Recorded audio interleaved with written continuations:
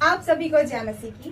केवल विश्वास से नहीं बल्कि व्यक्ति अपने कर्म से ही धर्मी ठहरता है। जी हाँ प्रियो, जब हम याकूब की पत्री उसका 2 अध्याय का 14 वचन से 18 वचन तक पढ़ते हैं प्रियो, तो वहाँ पर लिखा हुआ है, यदि कोई कहे कि मैं विश्वास करता हूँ और कर्म न करे तो इससे कुछ भी लाभ नहीं होता है। यदि कोई भाई और बहन नंगे और उघाड़े हैं और उन्हें प्रतिदिन भोजन की घटी है, यदि तुम में से कोई उनसे कहे कि कुशल से जा, गर्म रह और तृप्त रह और उनके देह की आवश्यकता की वस्तु उसे ना दे, तो इससे कुछ भी लाभ नहीं होगा। अगर कोई व्यक्ति नंगे उघाड़े है और उन्हें प्रतिदिन भोजन की घटी है प्रियो, तो हमें आवश्यकता है कि हम उसके देह की आवश्यकता की वस्तु उसे दें। जी हाँ प्रियो, जब तक हम उसके देह की आवश्यकता की वस्तु उसे नहीं देंगे तब तक हम कर्म नहीं कर रहे हैं। सिर्फ हम बोल रहे हैं कि कुशल से जा, गर्म रह और तृप्त रह, सिर्फ इतने से ही कुछ भी नहीं होगा प्रियो। हमें उसकी आवश्यकता की वस्तु भी उसे देना है, हमें कर्म भी करना है। जी हाँ प्रियो, वैसे ही विश्वास भी है।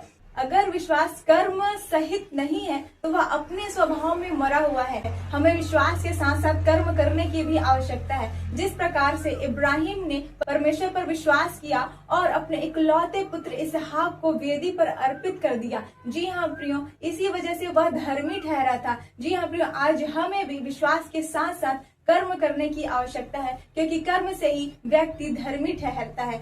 इस वचन के माध्यम से आप सभी को आशीष मिले। Praise the Lord, God bless you all.